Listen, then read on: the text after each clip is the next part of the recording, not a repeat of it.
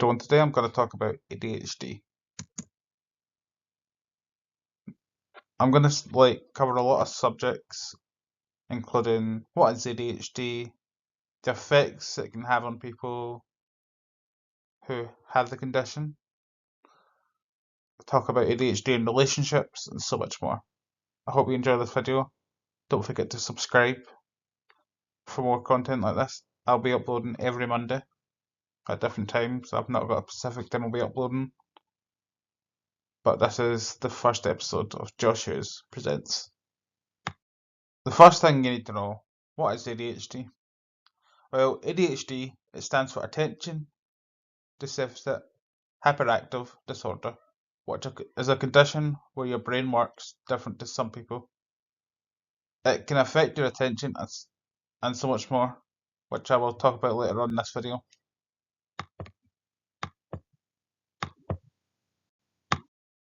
There's so many signs of ADHD. I'll speak you through them all. Being easily distracted or forgetful. Well, easily distracted can be many things. It can be, for example, it can be that you're doing a task or playing a game, then you go to your phone, I don't know, scroll through TikTok or what have you. Then being forgetful is like forgetting to make your bed, silly things like that.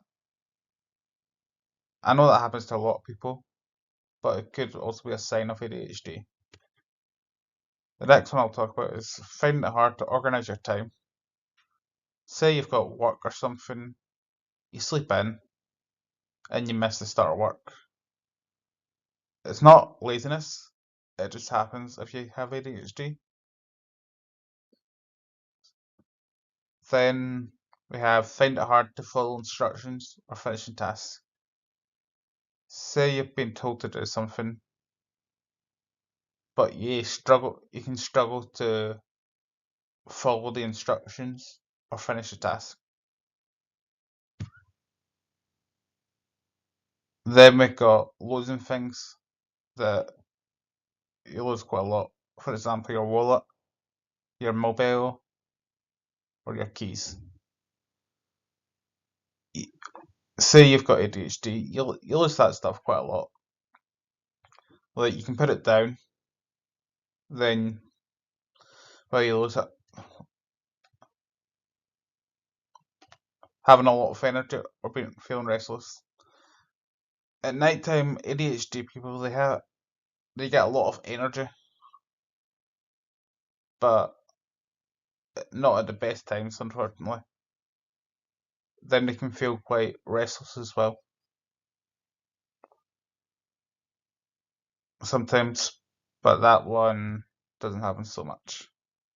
Next, we've got being very talkative or interrupting conversations, not knowing when it's their turn to talk. This one, it happens quite often. People with ADHD, like, you can be talking to someone, you think they're finished, but they're not quite finished. So you accidentally interrupt what they're talking about. Then last but not least, we've got making quick decisions about thinking what might happen as a result.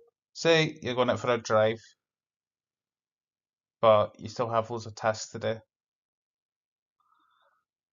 Well, you made a very quick decision, so it's not your fault that you forgot about doing that.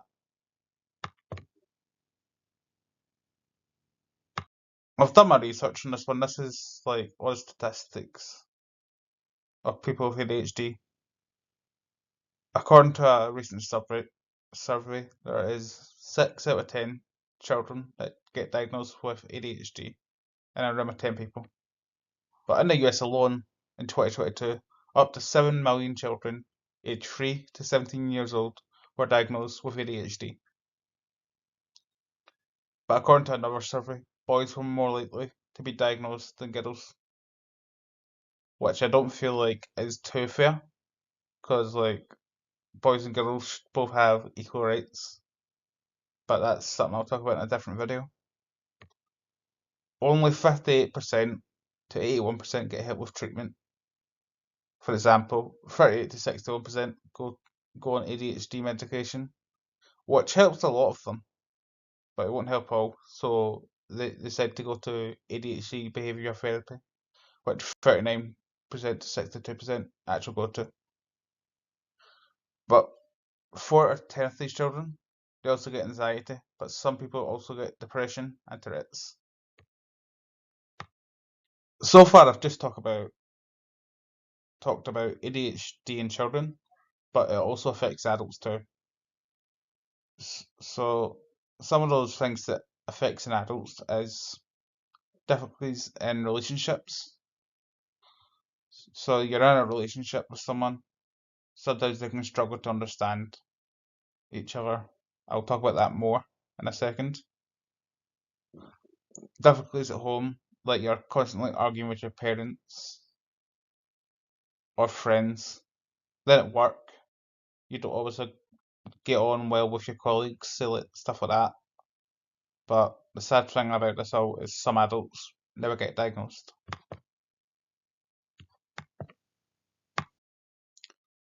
The next bit I'm going to talk about is both sides of the relationship in ADHD. If you're with a person with ADHD, say, you may feel like you're constantly being criticised, nagged, or micromanaged. No matter what you do, nothing seems to please your partner or your spouse. You don't feel respected as an adult, so you find yourself avoiding your partner or saying whatever you have to in order to get them off your back. You wish your significant other can relax even a little bit, but, but it feels like they're controlling every aspect of your life. You sometimes really wonder what happened that fell in love person you fell in love with. But this doesn't happen in all ADHD relationships, it's just a common factor. But in this perspective of someone who has ADHD, you may feel lonely, ignored, or unappreciated. You're tired of taking care of anything on your own and being the responsible one of the relationship. You don't feel like you can always rely on your partner. They never feel like they fall from their promises, but you constantly issue reminders and demands, or you just defend yourself. Sometimes it feels like your significant other doesn't care. Me personally, I haven't had this issue from being in a relationship with someone who has ADHD, but it does happen in quite a lot of relationships.